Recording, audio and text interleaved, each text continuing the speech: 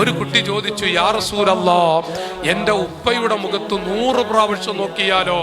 ഉടനെ തന്നെ മറുപടി 100 ഹജ്ജ, 100 ഹജ്ജ് ചെയ്ത പ്രതിഫലമാണ്.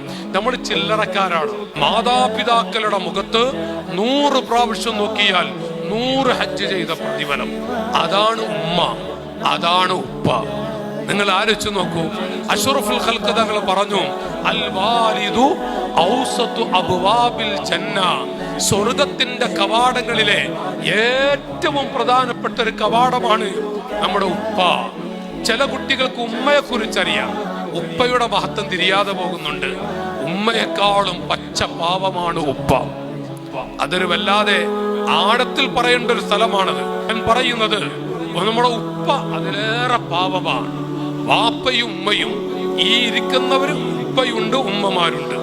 നമ്മൾ നെഞ്ചത്ത് കൈവച്ച് വിലയിരുത്തണം. നമ്മുടെ കുട്ടികൾ അങ്ങനെ വളരണോ? നമ്മുടെ കുട്ടികളെ കൊണ്ട് ഒരു സന്തോഷം.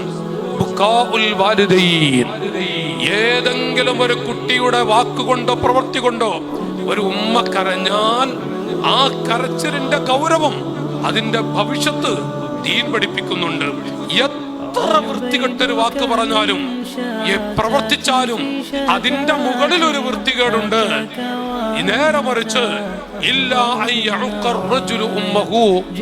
ഏതെങ്കിലും